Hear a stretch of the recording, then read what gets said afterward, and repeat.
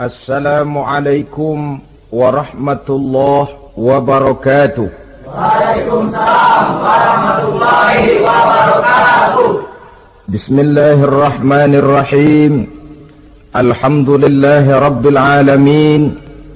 Wassalatu wassalamu ala ashrafil anbiya'i wal mursalin, sayyidina wa maulana Muhammadin wa ala alihi wa ashabihil mujahidin at-tahirin, amma ba'du.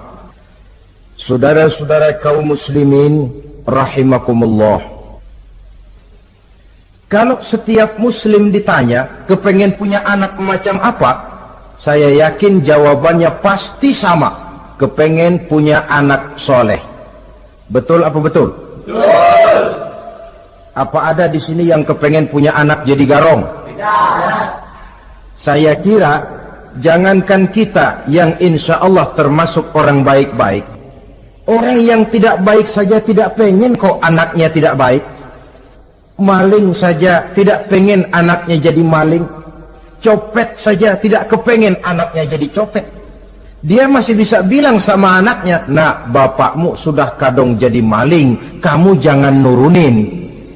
Itu yang ketahuan malingnya. Maling saja tidak pengen kok anaknya jadi maling, apalagi yang bukan maling. Tapi anak yang soleh ini, saudara, bukan proses yang sekali jadi. Anak soleh tidak akan muncul dengan simsalabim. Anak soleh tidak muncul dengan slogan. Prosesnya sudah diawali oleh pribadi sang calon bapak dan calon ibu daripada anak itu. Itulah sebabnya untuk mendapatkan anak yang soleh ada dua usaha yang harus dilaksanakan. Pertama, usaha zohir, artinya usaha yang kelihatan oleh pandangan mata. Apa saja yang termasuk usaha zohir ini? Pertama, pribadi calon bapak dan calon ibunya. Kalau bapaknya ahli sujud, ibunya gemar hadir di majelis taklim, meresap ke dalam kepribadian anak, ikut membentuk dirinya, sifat-sifat yang baik ini diharapkan akan menurun kepada si anak. Pribadi calon bapak dan calon ibu. Sebab ma fil aba fil abna. Bagaimana kebiasaan orang tua, begitulah anak. Kata pepatah, kalau bapak kencing berdiri, jangan heran anaknya kencing kabur. Kalau bapaknya bangun pagi jam 8, insya Allah anaknya jam 9. Jangan berharap anak mau sholat subuh. Kenapa? Bapaknya kasih contoh macam itu. Lalu suasana di rumah tangga, termasuk yang dimakan, yang diminum, termasuk pakaian kedua orang tuanya, ikut membentuk proses anak yang soleh ini. Kita kan tahu Rasulullah Sallallahu Alaihi Wasallam bersabda di dalam hadisnya, "Inna ahadakum yujma'u khalquhu fi batni ummihi arba'ina yawman nutfah." Tiap kamu diciptakan Allah dalam rahim ibunya itu 40 hari nutfah. Nutfah itu maaf, air kotor yang kalau ketemu di jalan kita jijik, dijual juga nggak laku. Tapi kita berasal dari situ. Dan itu dihasilkan dari saripati makanan yang dimakan oleh sang calon bapak, sang calon ibu. Kalau calon ibu dan calon bapak senang memakan makanan yang haram, senang meminum minuman yang haram, maka itu akan melahirkan saripati makanan yang membentuk sperma yang dihasilkan dari makanan-makanan haram. Itu pun akan ada pengaruhnya dalam proses pembentukan anak yang soleh. Saya dulu berpikir, kenapa Islam ini kok kelihatannya sedikit-sedikit mesti ada doanya. Orang mau makan ada doanya, orang mau berpakaian ada doanya, berdiri di muka cermin berkaca ada doanya. Sampai seorang istri mau bergaul dengan suaminya ada doanya. Pemikiran ini terjawab setelah saya telaah dan menemukan di dalam kitab Ihya-nya Imam Al-Ghazali, diceritakan di sana bahwa iblis yang tugasnya menggoda orang-orang kafir badannya gendut-gendut, sedangkan iblis yang tugasnya menggoda orang Islam badannya kurus, krempeng, ceking kayak morfinis. Satu hari ketemu di jalan karena satu profesi, ngobrol. Ini iblis yang tugasnya menggoda orang kafir bertanya kepada iblis yang tugasnya menggoda orang Islam, badanmu kenapa kurus macam begitu? Kata yang menggoda orang Islam, bagaimana saya tidak mau kurus? Saya ini ditugaskan menggoda orang-orang Islam. Orang Islam itu kalau dia mau minum, dia baca bismillah. Bismillah racun, saya nggak bisa ikut minum. Dia mau makan, baca bismillah. Bismillah racun lagi, saya nggak bisa ikut makan. Dia mau tidur, tarik selimut, dia baca bismika Allahumma ahya wa amut, racun lagi aja. Saya nggak bisa tidur di selimut, terpaksa tidur di emper, mana keanginan. Dia mau bergaul sama istrinya, dia baca Allahumma jannibna syaitan wa jannibi syaitan fima razaqtana, racun lagi. Saya nggak bisa bantuin, cuma ngeliatin dari jauh. Bagaimana nggak kurus makan hati? Kata iblis yang badannya gendut-gendut, untung benar saya menggoda orang kafir yang nggak ada bacaan apa-apanya. Dia makan, saya ikut makan. Dia minum, saya ikut minum. Dia tidur di selimut empuk, saya masuk ke dalamnya. Dia bergaul sama istrinya, dikit-dikit saya bantuin. Allah Karim, ini maaflah kalau sudah dibantuin iblis ini, jangan heran anak jadi sangar nantinya. Kini sejak proses produksi awal, Islam sudah mengajarkan hal yang sedemikian rupa. Pribadi calon ibu bapaknya baik, makanan, minuman, dan pakaian terdiri dari yang halal. Suasana beragama kelihatan di rumah tangga. Ibu ahli sujud, bapak ahli sujud. Ini termasuk proses usaha yang zahir dari orang tua yang menginginkan anak yang soleh. Sampai terjadi proses kehamilan. Proses kehamilan itu kata Nabi 40 hari yang pertama nutfah, 40 hari yang kedua alaqah, 40 hari yang ketiga mudghah. Mudghah itu embrio, cikal bakal bayi. Setelah proses 3 kali 40 hari itu, barulah ditiupkan ruh ke dalam rahim sang ibu. 120 hari atau 4 bulan, perempuan yang hamil itu baru terasa perutnya bergerak-gerak. Ini berdasarkan pengalaman perempuan. Saya sendiri kebetulan alhamdulillah belum pernah hamil.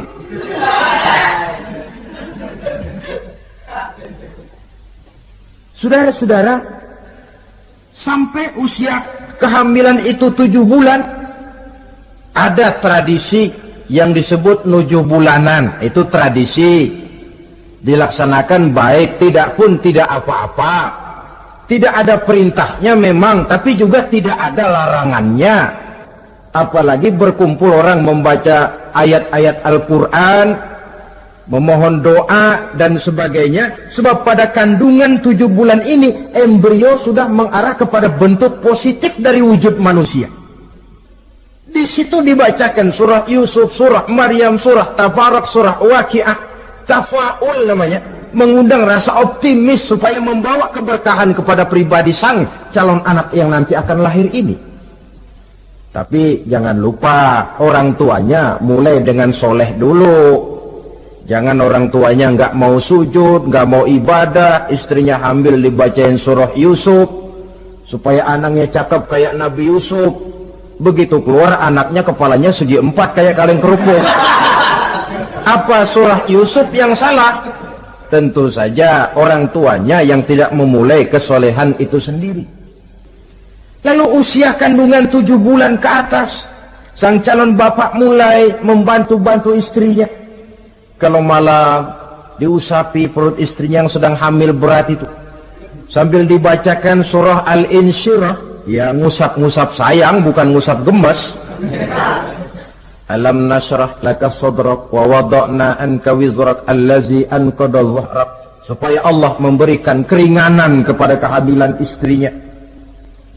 Sampai kepada proses kelahirannya, begitu sang jabang bayi brol lahir ke alam ini, sudah dicegat lagi oleh ajaran agama, diazankan. Diriwayatkan oleh Abi Dawud, kana Rasulullah sallallahu alaihi wasallam azana al-Hasan wal Husain fi uzunaihi al-yumna wa aqama fi uzunaihi al-yusra.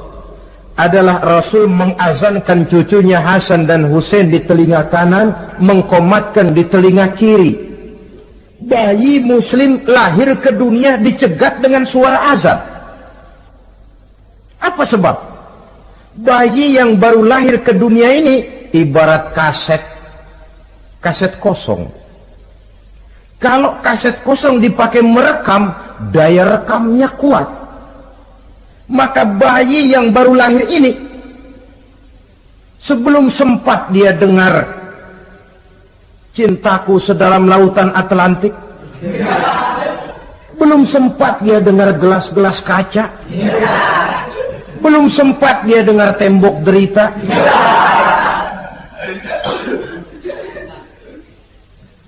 belum sempat dia menikmati serak-serak basahnya suara Frank Sinatra atau merdunya suara Madonna. Rekaman pertama yang masuk lafzul jalalah, Allahu Akbar, Allahu Akbar. Belum sempat dia dengar yang lain. Keagungan Allah yang didengarnya. Kaset kosong diisi dengan rekaman pertama berupa lafzul jalalah. Saudara hadirin yang saya hormati, lalu datang kewajiban orang tua setelah sang anak lahir. Apa itu? Memberikan nama. Jangan lupa, ini proses pembentukan anak yang soleh. Memberikan nama. Walaupun William Shakespeare pernah bilang, what is a name?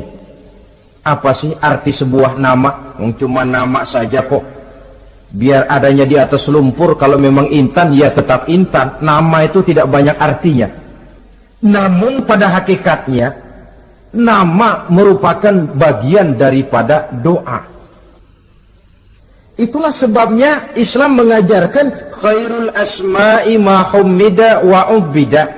Sebagus-bagus nama yang mengandung pujian atau menggambarkan kehambaan seseorang kepada Tuhan. Mengandung kata-kata pujian, Ahmad, Muhammad, Hamid, Mahmud. Mengandung nilai kehambaan seperti Abdurrahman, Abdurrahim, Abdurrauf. Jangan mentang-mentang ada di Quran anak dinamai Jahannam. Wah, kenapa Jahannam? Itu kan ada di Quran, Pak. Iya, di Quran, tapi lempengan neraka itu. Sekarang ini saya melihat gejala akibat rasa malu beragama. Kan zaman sekarang kadang ada tuh orang malu mengakui Islamnya. Bertemu teman, Assalamualaikum, malu, minder. Berangkat ngaji bawa Quran, malu, minder, rendah diri, malu mengakui Islamnya. Termasuk diberikan nama yang berbau-bau Islam ini. Malu katanya, kampungan. Bapaknya kasih nama bagus, Ibrahim. Lantaran pengen nyentrik, dia potong Bram. Ibrahim kampungan, Bram aja nih lah. Itu kan cuma nama, Pak. Memang begitu mulanya. Nabi pernah memberikan isyarat, la tattabi'anna sunnana man kana qablakum shibran bi shibrin. Satu saat kau pasti akan mengikuti tingkah laku orang-orang sebelum kamu. Cuma cara kamu mengikuti sedikit-sedikit, sejengkal, sehasta, semeter. begitu enak kamu ikut-ikutan, sampai yang kamu ikuti masuk ke lubang biawak, kamu pun akan masuk juga ke dalamnya. Mula-mula nama, malu pakai nama Islam. Dari nama pindah ke pakaian, dari pakaian pindah ke pergaulan. Kalau nama Ibrahim, berteman dia dengan Ali, Hamid, Farid, Syauki. Sudah pakai nama Bram, masa Bram temennya soleh, nggak nyetel Kalau Bram kan temennya si Bleki. Nah, kalau sudah pindah ke pergaulan, yang saya khawatir pindah agama tidak terasa. Pindah agama tidak lagi terasa. Ini yang kita khawatir. Itulah sebabnya membudayakan nama yang baik ini perlu kita pelihara. Nama sebagian daripada doa. Tatkala orang tua memanggil kita dengan nama yang baik, sudah merupakan doa agar anaknya jadi orang baik-baik. Saudara hadirin yang saya hormati, setelah memberikan nama yang baik, kewajiban berikutnya dari orang tua muslim ialah wa ayyu'adzibahu, kata Nabi, memberikan pendidikan. Sebab nama yang baik tidak akan banyak menolong kalau tidak diiringi dengan pendidikan. Nama saja Muhammad Mukmin, kerjaan ngadu ayam.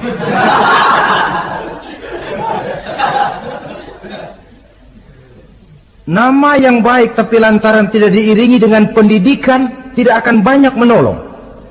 Nah, pendidikan ini dari mana dimulai? Dari rumah tangga. Al-bait madrasatul ula. Rumah tangga adalah sekolah yang pertama. Belum lagi anak kenal TK, ibtidaiyah, sanawiyah. Yang dia kenal adalah rumah tangganya. Gurunya adalah ibu bapaknya.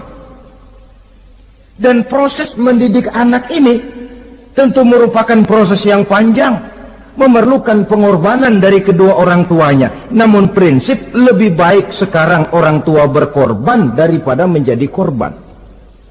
Kalau orang tua tidak mau berkorban untuk mendidik anaknya, percayalah pada suatu saat dia akan jadi korban, dilawan oleh kebrutalan anaknya sendiri. Biarlah kita orang-orang tua ini peras keringat banting tulang, pergi pagi pulang sore, kaki jadi kepala, kepala pun jadi kaki, untuk satu cita-cita agar anak-anak kita kelak lebih baik daripada kita sekarang ini. Mendidik.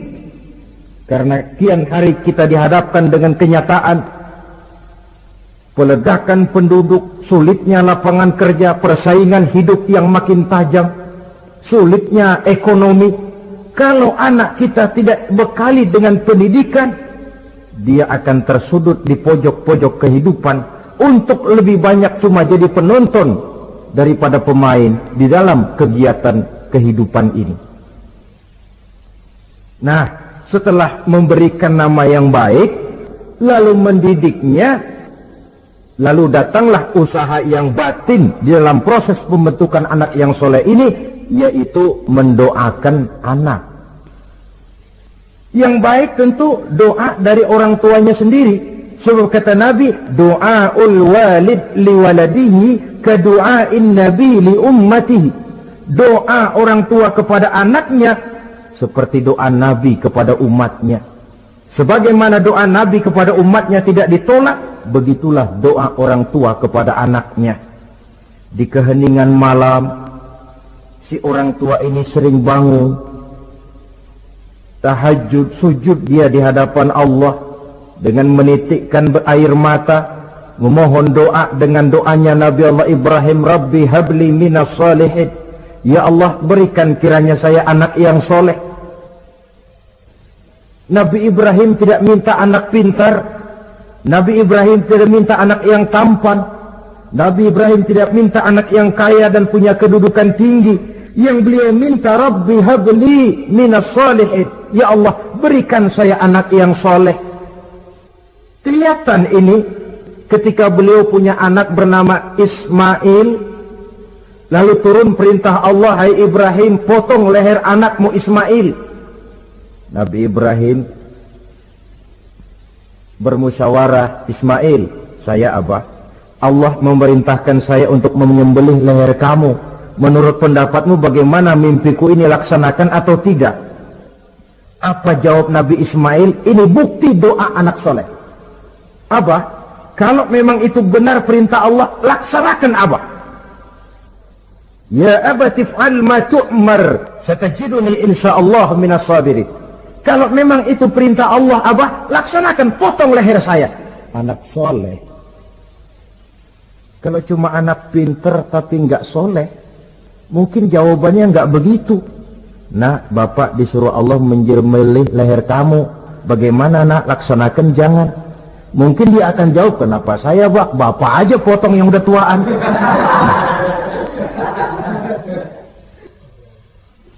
Doa orang tua kepada anak. Atau boleh juga doa orang lain yang diyakini kesolehannya oleh orang tua tadi. Mengundang Pak Ustadz, Pak Kiai ke rumah, tolong doakan anak saya. Tidak ada salahnya. Sebab Nabi mengajarkan, aksiru minan nas bidu'ail khair, fa innaka la tadri min ayyi fahin yuqbal. Banyak-banyaklah minta doa kebaikan dari orang lain, sebab kamu tidak tahu dari mulut yang mana doa itu diterima Allah. Mungkin saja orang menurut pandangan kita kere, miskin, tidak dipandang orang lain, tapi kalau doanya Allah mau terima, siapa yang sanggup menghalangi? Banyak-banyaklah minta doa kebaikan dari orang lain, sebab tidak seorang pun tahu dari mulut yang mana doa itu akan diterima Allah. Doa orang tuanya. Inilah hikmah khitan yang pertama, proses pembentukan anak yang soleh.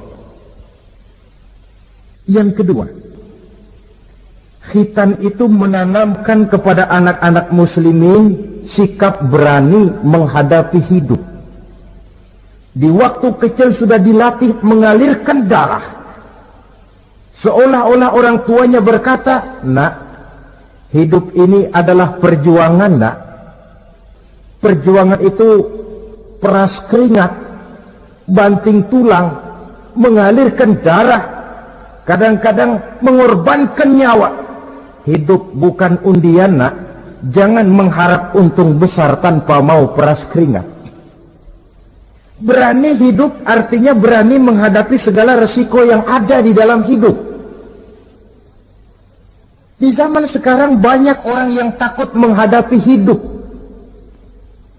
Pakaian mau bagus, makan mau enak, hidup mau terpandang dan dihargai orang, tapi kerja keras tidak mau.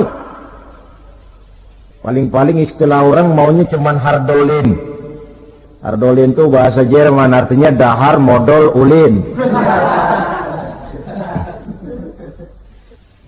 Santai. Ini kan takut menghadapi hidup, atau melihat bahwa stres hidup begitu tinggi, lalu mengundi-ngundi hidup. Dipertaruhkannya hidup di meja judi, dipertaruhkannya hidup di gunung-gunung, memuja-muja setan dan sebagainya. Itu pun termasuk orang yang takut menghadapi hidup, tidak berani menghadapi resiko yang ada di dalamnya. Cuma khayal saja membumbung tinggi, tapi keberanian untuk bekerja keras tidak ada. Anak-anak muslimin sejak dini, sejak masih kecil sudah dilatih mengalirkan darah. Hidup ini perjuangan, nak. Bukan santai-santai, bukan berleha-leha, bukan berandai-andai. Tidak akan pernah sampai kita kepada tujuan kalau hidup cuma diisi dengan berandai-andai, berleha-leha, bersantai-santai. Dia adalah perjuangan, jalannya menanjak menurun, banyak onak dan duri di sekelilingnya. Kuatkan pribadimu menghadapi hidup ini. Ditanamkan sikap berani menghadapi hidup. Itu yang kedua. Lalu yang ketiga, khitan pada hakikatnya merupakan peletakan batu pertama, dalam arti mempersiapkan anak supaya hidupnya nanti menjadi orang yang sujud kepada Allah. Secara tidak langsung orang tuanya seolah-olah berkata, nak, kamu dikhitan sekarang supaya nanti kamu bisa istinja. Nah, kalau kamu sudah bisa istinja, kamu bisa berwudu. Kalau wudumu sah, kamu bisa sholat. Peletakan batu pertamanya lewat khitan. Jadi kalau sudah dikhitan lalu dianggap selesai, sholat tidak diajarkan, wudhu tidak diajarkan, ya sama saja dengan membangun rumah. Setelah peletakan batu pertama lalu tidak dilanjutkan dengan membangun yang lain, alang-alang yang bakal tumbuh. Sebab dalam realitanya nanti bukan cuma tubuh kita yang dikhitan, harta kita nanti dikhitan.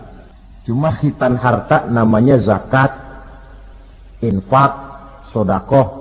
Itu kan harta dikhitan supaya bersih. Khitan juga namanya. Karenanya mengkhitan anak, mempersiapkan anak agar menjadi hamba Allah yang sesungguhnya, menjadi manusia yang sujud kepada Allah Tuhannya. Itu merupakan prakondisi ke arah pembentukan manusia yang kelak akan sujud kepada Allah Rabbul Jalil. Peletakan batu pertama mempersiapkan anak untuk hidup melaksanakan ibadah, dan ini tujuan hidup. Allah jelaskan, wa ma khalaqtul jinna wal insa illa liya'budun. Aku tidak ciptakan jin dan manusia melainkan untuk beribadah kepadaku. Masalah paling pokok bukan bertanya mengapa kita diciptakan oleh Allah, karena kita memang sudah ada. Masalah paling pokoknya ialah untuk apa kita diciptakan oleh Allah. Kalau saudara bertanya mengapa saya dibikin oleh Allah, itu hak Allah untuk menjawabnya. Manusia buntu. Sebab itu pertanyaan kita bukan mengapa kita diciptakan Allah, tetapi untuk apa kita diciptakan Allah. Yang bisa jawab tentu yang bikin manusia. Seperti juga kita tanya, Pak, untuk apa Bapak bikin bangku? Yang bisa jawab pasti ya yang bikin bangku toh. Sebagai pembikin, dia tentu lebih tahu untuk apa bangku itu dibikin. Untuk apa manusia diciptakan Allah? Jawabannya datang dari Allah. Wa ma khalaqtul jinna wal insa illa liya'budun. Aku tidak menciptakan jin dan manusia kecuali untuk melaksanakan ibadah kepadaku. Ini rupanya tujuan penciptaan manusia, agar kita menjadi orang-orang yang hidup melaksanakan ibadah dalam pengertian yang seluas-luasnya. Sejak ibadah pribadi yang langsung antara kita dengan Allah, seperti sholat, puasa, zakat, haji, sampai kepada ibadah yang tersalur melalui kehidupan bermasyarakat. Umpamanya membangun, memelihara kesehatan, menjaga keamanan di kampung, yang kalau kita niatkan untuk mencapai ridho Allah, insya Allah itu akan bernilai ibadah. Tujuan penciptaan manusia ternyata tidak lain untuk melaksanakan ibadah. Prestasinya di hadapan Allah bergantung kepada sampai sejauh mana nilai ibadah itu dilaksanakannya. Ini yang ketiga. Yang keempat, hikmah daripada khitan itu dari sisi orang tua menempatkan perintah Allah di atas perasaan dan kepentingan pribadi. Ada enggak orang tua yang enggak sayang sama anaknya? Semua orang tua sayang kepada anaknya. Jangan anak sampai dipotong mengalirkan darah. Anak main saja, main layang-layang, jatuh, pulang kakinya berlumur darah, sudah ribut orang tuanya. Kenapa nak? Kenapa sayang? Kenapa raja? Aduh, raja lah kita. Tapi ini perintah Allah. Perasaan pribadi, kepentingan pribadi kalah oleh perintah Allah. Ini mestinya watak seorang muslim. Kalau sudah begitu perintah Allah, begitulah kita laksanakan. Soal keberatan pribadi, perasaan pribadi, kepentingan pribadi, nomor belakang. Yang penting perintah dilaksanakan. Cobalah kalau khitan itu, anak yang begitu kita sayangi, pada umur sedang lucu-lucunya, dipegangi dia, lalu dikhitan. Kadang dia menangis, mengalirkan darah, sakit dia 2-3 hari belum bisa berjalan dan bermain dengan teman-temannya. Tapi ada rasa luas dalam hati orang tua. Kenapa? Alhamdulillah ya Allah, perintahmu sudah saya laksanakan. Perasaan pribadi itu ditekan oleh perintah Allah. Perintah Allah di atas perasaan dan kepentingan pribadi. Kalau perasaan ini sudah kita miliki, itu pertanda nilai iman kita sudah mapan. Tidak cuma dalam khitan, dalam berbagai perintah agama. Hari Jumat berangkat kita dagang, begitu 11:30 mendadak banyak yang beli, laku lagi. Sudah kedengaran suara azan, hayya 'alas shalah, hayya 'alal falah, pembeli makin banyak. Disitulah barometer iman kelihatan. Terusin melayani pembeli dan dapat untung banyak, atau perintah Allah yang sudah memanggil-manggil itu. Kalau perintah Allah di atas perasaan dan kepentingan pribadinya, dia akan tinggalkan dagangan itu, dia akan bergegas menuju panggilan Allah. Saudara hadirin yang saya hormati, jadi perintah khitan ini mendidik setiap muslim agar perintah Allah berada di atas perasaan dan kepentingan pribadi. Hijau kata Allah, hijau kata kita. Putih kata Allah, putih kata kita. Ke barat kata Allah, ke barat kita melangkah. Ke timur perintah Allah, ke timur kita berjalan. Nyatanya kita ini sering paradok. Ke kulon kata Allah, nyetan kita berangkat. Ngalor perintah Allah, ngidul kita jalan. Putih kata Allah, hijau kita bilang. Paradok. Kenapa? Berpadu segala macam perasaan dan kepentingan dalam kehidupan kita yang kadang mengalahkan kepentingan agama, kadang mengalahkan kepentingan umat, mengalahkan kepentingan orang banyak. Tidak itu yang dididik di dalam pelaksanaan khitan ini. Ini yang keempat. Kemudian yang kelima, dari segi kesehatan, kulit yang dipotong, yang menutupi kulfah itu adalah tempat bersarangnya segala macam kotoran. Membiarkannya mengendap bisa saja menimbulkan kanker kulit. Maka untuk menjaga dan memelihara kesehatan, agama menganjurkan khitan. Di samping tentu ada unsur kepentingan biologis. Ini maaf-maaf lah, kalau nanti orang sudah bersuami, sudah beristri, akan terasa manfaatnya khitan. Lain loh yang dikhitan dengan yang tidak itu. Coba saja tanya orang, makan pisang itu yang enak dikupas dulu apa dimakan kulit-kulitnya? Ya mesti tentu yang enak ya dikupas dulu. Kalau kulit-kulitnya juga dimakan, rakus namanya. Belum lagi kemungkinan bisa jadi penyakit. Dari segi kesehatan, dari segi kepentingan biologis, perintah khitan ini kembali manfaatnya buat kehidupan manusia. Itulah sebabnya di dalam An-Nahl ayat 123 Allah Subhanahu wa taala menegaskan, "Tsumma auhayna ilaika an ittabi' millata Ibrahim hanifa wa ma kana minal musyrikin." Kemudian kami wahyukan kepada kamu wahai Muhammad, ikutilah agama Ibrahim yang hanif ini, dan tidaklah ia termasuk daripada golongan orang-orang yang menyekutukan Allah. Artinya syariat khitan ini yang berasal dari sejarah kehidupan Nabi Ibrahim diteruskan oleh syariatnya yang dibawa oleh Nabi kita Muhammad sallallahu alaihi wasallam. Maka kalau ayat menjelaskan inna dina indallahil Islam, agama yang diridhoi Allah itu cuma agama Islam. Islam yang mana? Islam yang dibawa oleh Nabi Adam, diteruskan oleh Nabi Nuh, diteruskan oleh Nabi Ibrahim, diteruskan oleh Nabi Musa, diteruskan oleh Nabi Isa, dan disempurnakan oleh Nabi kita Muhammad sallallahu alaihi wasallam. Karena seluruh rasul yang 25 ini sumbernya sama, Allah. Prinsip ajarannya sama, la ilaha illallah. Cuma syariatnya saja yang agak berbeda, disesuaikan dengan situasi dan kondisi dari umat yang dihadapi oleh rasul itu.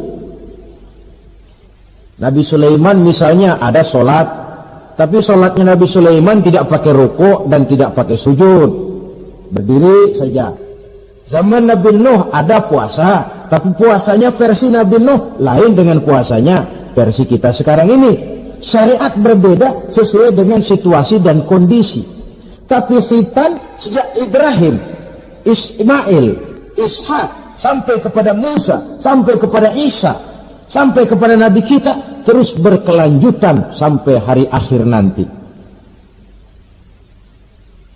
Jadi bukan merupakan syariat baru. Pengukuhannya dalam An-Nahl 123 ini, aku wahyukan kepada Muhammad, ikuti agama Ibrahim ini, agama tauhid, yang diantara syariatnya adalah pelaksanaan khitan.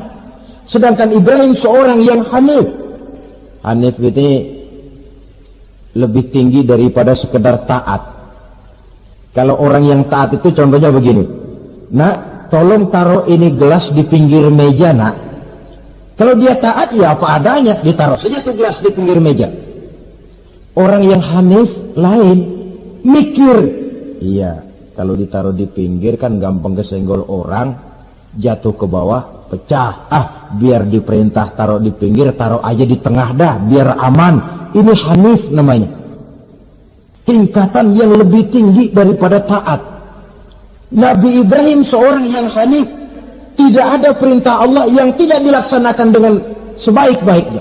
Sampai pun perintah memotong anak sendiri. Saya kira kalau perintah macam begini turun kepada orang zaman sekarang, banyak yang bubar jadi orang Islam. Potonglah leher anakmu, dah, udahan aja dah. Dan memang perintah itu cuma untuk menguji kekuatan mental Nabi Ibrahim alaihissalam. Perintah menyembelih leher anak, perintah membangun Ka'bah, perintah hijrah keluar dari kampung halamannya sampai mengembara ke negeri Syam. Perintah ujian menghadapi api yang dinyalakan oleh Raja Namrus. Belum lagi perintah menghadapi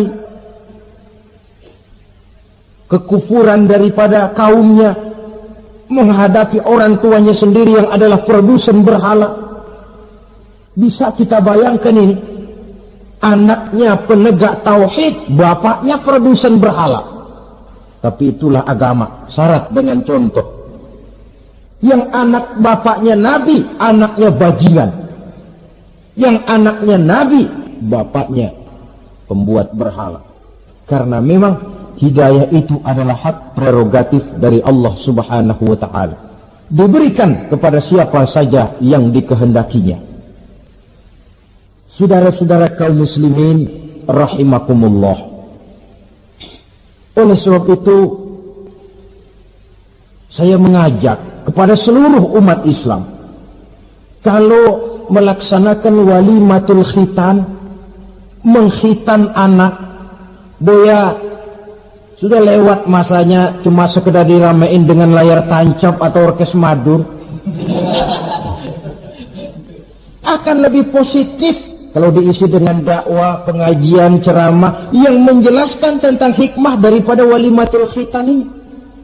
Yang ditinjau dari segi apapun, mengadakan pengajian itu lebih menguntungkan, baik pribadi, baik yang mengadakan walimah, baik bagi masyarakat, ketimbang walimah dengan berfoya-foya.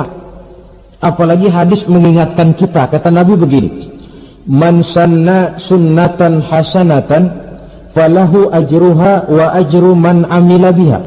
Siapa yang memulai satu kebajikan, dia akan mendapat pahala dan pahala dari orang-orang yang mengikuti kebajikan itu. Saudara nyunatin anak, mengadakan pengajian, undang kiai, banyak orang yang hadir, saudara akan dapat pahala dan juga dapat pahala dari seluruh orang yang hadir. 1000 orang yang hadir, 1000 saudara dapat pahala. Sebaliknya kata Nabi, wa man sanna sunnatan sayyi'atan falahu ismuha wa ismu man amila biha. Siapa yang memulai satu kejahatan, dia akan mendapat dosa dan dosa dari seluruh kejahatan yang terjadi pada malam itu.